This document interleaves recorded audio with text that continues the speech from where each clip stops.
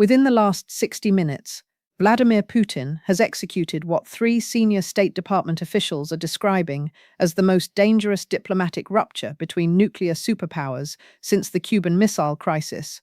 The Russian president has ordered the complete shutdown of the emergency hotline connecting the Kremlin directly to the White House, a communication channel that has prevented nuclear miscalculation for over 6 decades. According to two people briefed on the Emergency National Security Council meeting currently underway, American officials are operating in what one described as unprecedented territorial darkness, unable to verify Russian military movements along the Ukrainian border, where satellite imagery shows a buildup of tactical nuclear weapons systems. For Americans who remember the Cold War, who lived through the terror of duck and cover drills and basement fallout shelters, this moment carries a familiar dread, but the stakes have evolved in ways that make the 1960s look like a cautious chess match. The severed hotline is not merely symbolic. It represents the deliberate removal of the one mechanism designed to prevent accidental Armageddon. Before moving forward, if this information concerns you as much as it concerns the intelligence community officials who spoke on condition of anonymity, subscribe to this channel immediately. What unfolds over the next 72 hours will determine whether your retirement savings survive what 4 economists are calling an inevitable market collapse triggered by Eastern European instability, whether your children and grandchildren face conscription that Pentagon planners are quietly modeling, and whether the international order that has prevented World War III for nearly 8 decades survives past this month. The subscribe button is not a casual suggestion. It is your direct line to information that mainstream networks will sanitize, delay, or completely suppress under pressure from advertisers terrified of market panic. The credibility of what you are about to hear rests on documentation that has been verified through 3 independent channels. First, a leaked transcript from this morning's emergency NATO ambassadorial session in Brussels, obtained by a senior European intelligence officer, reveals that alliance members are frantically attempting to establish back-channel communication with Moscow through intermediaries in Turkey and India. Second, flight tracking data compiled by an open-source intelligence network shows that 4 Russian Ilyushin aircraft, typically used for emergency government evacuations, departed Moscow for undisclosed locations in the Ural Mountains within 90 minutes of Putin's hotline shutdown order. Third, a confidential memo circulated among G7 finance ministers at 4:47 a.m. Eastern Time warns of catastrophic liquidity crises if Russian energy supplies are weaponized in conjunction with what the document describes as coordinated cyber attacks on Western banking infrastructure. These are not rumors. These are not speculative scenarios. These are documented actions taken by governments preparing for possibilities they pray will not materialize. The timeline of how the world arrived at this precipice began not this morning, but 17 days ago on February 23rd, when President Biden delivered what the Kremlin interpreted as an ultimatum during a secure video call that lasted 11 minutes. According to 4 officials with knowledge of that conversation, Biden demanded that Russian forces pull back from positions within 8 kilometers of Ukraine's northeastern border, positions that American intelligence assessed were staging points for a spring offensive. Putin's response, delivered in English to ensure no translation ambiguity, was a single word, "Niet." But the refusal was accompanied by a counteroffer that stunned the American side. Putin proposed a mutual de-escalation framework that would require NATO to withdraw Patriot missile batteries from Poland and Romania, systems that Russia views as offensive threats despite their designated defensive purpose. The White House rejected this proposal within 6 hours. That rejection set off a chain reaction of Russian responses that intelligence analysts are now calling a choreographed escalation ladder, each step calculated to increase pressure while maintaining deniability. On March 1st, Russian state media began broadcasting what appeared to be routine military exercises near Kaliningrad, but signals intelligence intercepted communications indicating live warhead loading procedures on Iskander missile systems capable of carrying nuclear payloads. On March 4th, the Russian ambassador to the United Nations walked out of a Security Council session 32 minutes into testimony from a Ukrainian foreign minister, an unprecedented breach of diplomatic protocol that signaled Moscow's complete abandonment of multilateral engagement frameworks. On March 7th, Putin delivered a televised address to the Russian Federation Council that Western Kremlinologists are still parsing for hidden meanings, but one phrase stood out with chilling clarity. He stated that Russia would no longer communicate through channels designed by American Cold War architects, who presumed Russian subordination. The hotline he referenced was installed in 1963 following the near-catastrophic miscommunications during the Cuban standoff. A direct teletype connection later upgraded to secure satellite links that allowed American and Soviet leaders to clarify intentions during crises when minutes mattered more than diplomatic niceties. The psychology driving Putin's decision reveals a leader who has concluded that the West misinterprets restraint as weakness. According to a former Russian deputy foreign minister who defected in 2019 and maintains contact with Kremlin insiders, Putin has been deeply influenced by historical analogies comparing his current position to Tsar Nicholas II's hesitation before World War I. The lesson Putin has extracted is that Russian leaders who appear indecisive invite aggression from Western powers convinced of their own moral superiority. This worldview, shaped by Putin's KGB training and his observation of Western interventions from Yugoslavia to Libya, has created what psychologists call a cognitive schema, where every diplomatic gesture from Washington is interpreted through a lens of zero-sum competition. The hotline shutdown is therefore not impulsive rage. It is a calculated signal that Russia will no longer participate in a system it views as rigged against its interests. But if Putin represents the antagonist in this unfolding crisis, the protagonist is not a single leader, but rather the fragile architecture of international norms that has prevented great power war for generations. This architecture, built on agreements like the Nuclear Non-Proliferation Treaty, the Intermediate Range Nuclear Forces Treaty, and countless confidence-building measures, depends on communication. It depends on the ability of adversaries to clarify intentions, to distinguish between defensive postures and offensive preparations, to climb down from escalation ladders before miscalculation triggers irreversible consequences. Every brick removed from this architecture makes the entire structure less stable. The hotline was not simply a phone line, it was a load-bearing pillar. The conflicted figures in this drama are the European leaders caught between their dependence on American security guarantees and their geographic proximity to Russian military power. According to a recording from the emergency NATO session leaked to European media, the German Chancellor spoke for 18 minutes, arguing that alliance members must pursue direct negotiations with Moscow independent of American coordination. The French president countered that such fragmentation would destroy NATO's credibility and invite Russian exploitation of divisions. The Polish foreign minister, representing a nation that has watched Russia absorb Crimea and now threaten Ukraine, demanded immediate activation of NATO's Article 4 consultations, a preliminary step toward collective defense obligations. These are not abstract policy debates. These are leaders calculating whether their populations will face refugee crises, energy blackouts, or worse within weeks. The revelation that is sending shockwaves through intelligence communities worldwide emerged at 9:23 a.m. Eastern Time, when satellite imagery analysts at the National Geospatial Intelligence Agency identified thermal signatures consistent with the fueling of RS-24 Yars intercontinental ballistic missiles at 3 locations across Russia's strategic rocket forces bases. Unlike the Iskander systems, which are regional threats, the RS-24 platforms are designed to deliver multiple nuclear warheads across continents. The fueling process is not a launch preparation, but it is a readiness signal that American early warning systems are trained to flag as a critical indicator. Within 7 minutes of this detection, the National Military Command Center raised the defense condition status from DEFCON 5 to DEFCON 4, a shift that activates increased intelligence watch and heightened readiness among bomber and submarine fleets. This change has not been publicly announced, but military families near strategic bases have reported sudden restrictions on communications and movements that indicate heightened alert protocols. A second revelation involves cyber intrusions detected across 17 different American financial institutions beginning at 11:40 p.m. last night. According to 2 cybersecurity executives briefed on the classified investigation, the intrusions bear technical signatures matching Russian intelligence operations. But the unusual aspect is their restraint. Rather than deploying destructive malware or stealing data, The intrusions appear designed to map internal networks and identify critical nodes that could be targeted in future attacks.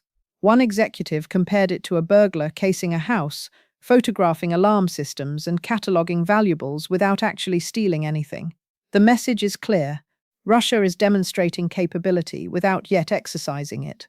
A preview of consequences should the crisis escalate beyond diplomatic rupture into active conflict. The third revelation comes from energy markets, where European natural gas futures spiked 34% within 2 hours of Putin's hotline announcement. According to commodity traders who spoke on background, the price movement reflects panic buying by European utilities terrified that Russia will weaponize the Nord Stream pipeline as it did during previous disputes. Germany imports 55% of its natural gas from Russian sources. Italy imports 43%. These are not dependencies that can be replaced overnight.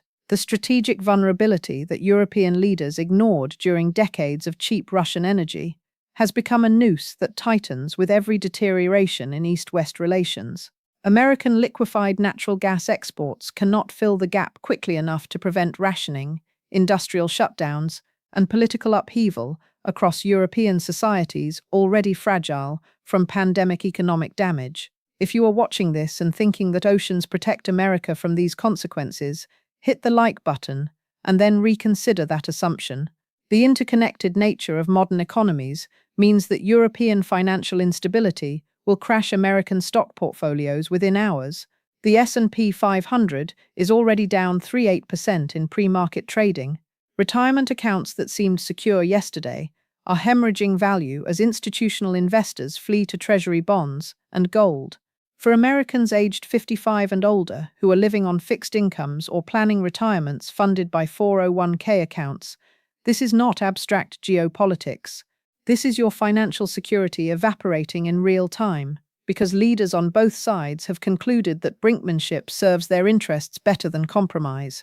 Expert commentary on Putin's strategic calculus comes from Dr. Fiona Garrett, a former national intelligence officer for Russia, who now teaches at Georgetown's School of Foreign Service.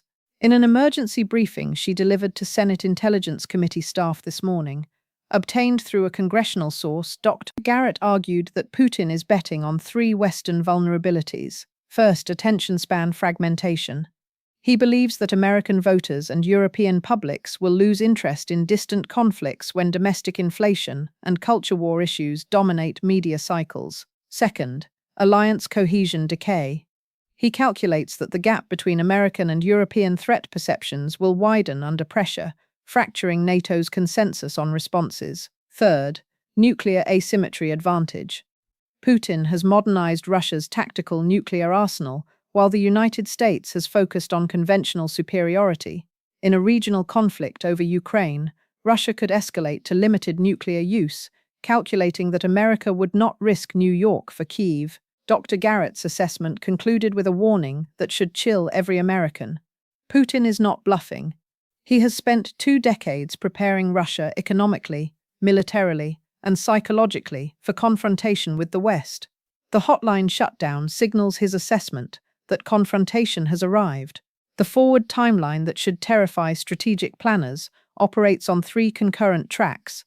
Track 1 involves NATO's scheduled military exercises in the Baltics beginning March 19th, just 7 days from now. These exercises, planned months in advance, will position 18,000 alliance troops within 80 kilometers of Russian territory. In the current climate, Russia may interpret these movements as offensive preparations rather than routine training.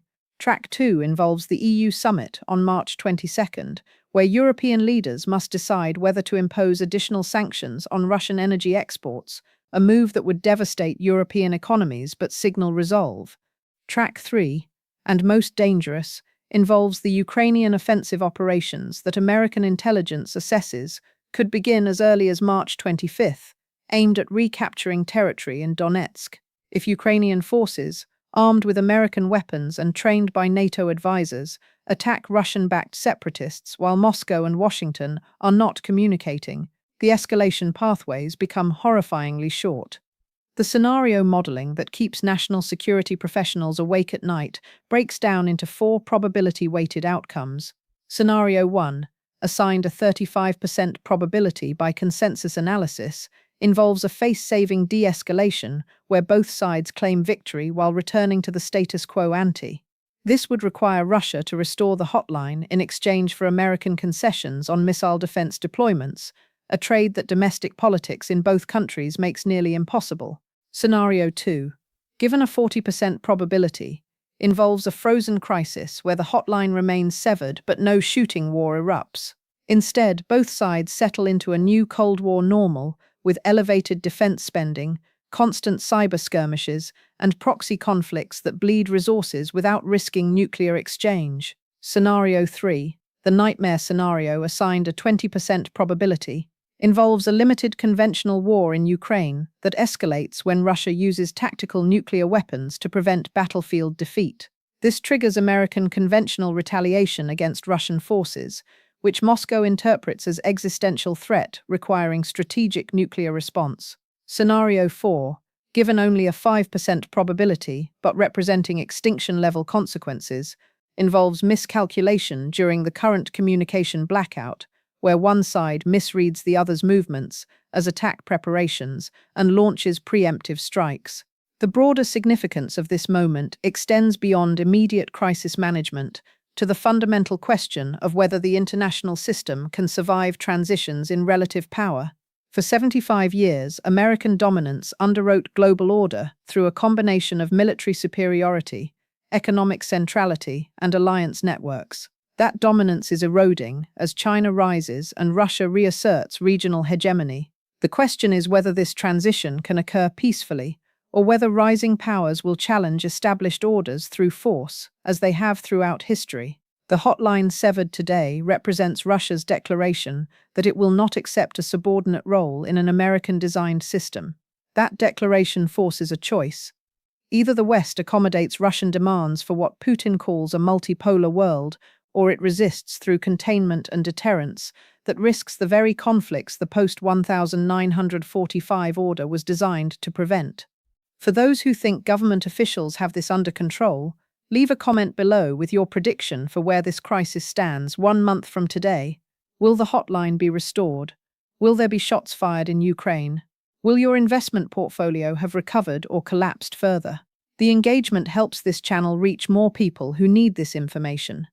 But more importantly, articulating your prediction forces you to think through possibilities that most prefer to ignore. The normalcy bias that convinces people that tomorrow will resemble yesterday is the cognitive trap that prevents preparation when preparation matters most. The off-platform actions that responsible citizens must consider begin with financial resilience. If European energy crises trigger global market instability, liquidity becomes survival.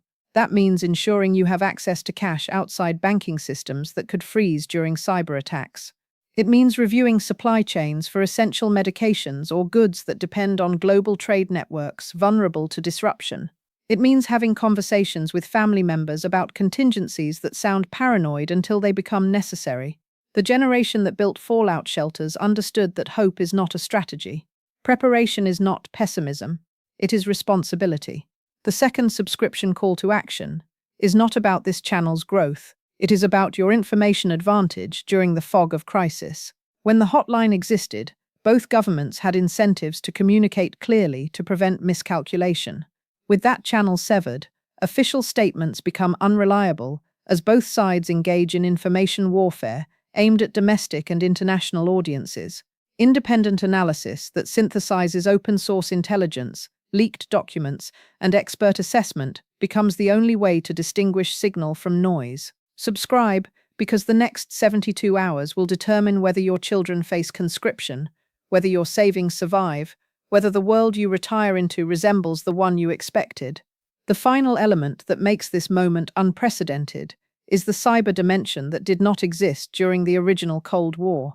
Russian capabilities to disrupt American critical infrastructure, from power grids to water treatment facilities to hospital networks, have been demonstrated repeatedly through attacks on Ukraine that served as testing grounds. The restraint shown thus far reflects calculation, not incapacity. If Putin concludes that the West will not accommodate Russian security demands, the attacks demonstrated in Ukraine could be replicated across NATO territory within hours. American defensive capabilities have improved, but the asymmetry favors attackers who need only one success while defenders must achieve perfection. The Interstate 95 corridor from Boston to Washington depends on electrical grids, communication networks, and financial systems that exist in constant states of attempted penetration by sophisticated adversaries. The question that will define the next decade is whether democracies can sustain the focus and sacrifice required to deter autocratic challenges when those democracies are deeply polarized and their populations are exhausted from pandemic disruptions, economic anxiety, and cultural fracturing. Putin is betting that the answer is no. He is betting that Americans will not support confrontation over distant territories. He is betting that Europeans will choose cheap gas over alliance solidarity. He is betting that the West has grown soft, risk-averse, and incapable of the multi-generational commitment that won the first Cold War. The hotline severed today is Putin's way of testing those bets. How the West responds over the coming days will prove him right or wrong. The stakes could not be higher. The time to pay attention could not be more urgent. And the illusion that someone else will handle this while you focus on more pleasant topics could not be more dangerous. Subscribe, share, and prepare. This is not entertainment. This is the world you will wake up to tomorrow, unless enough people demand better from leaders gambling with futures that are not theirs to risk.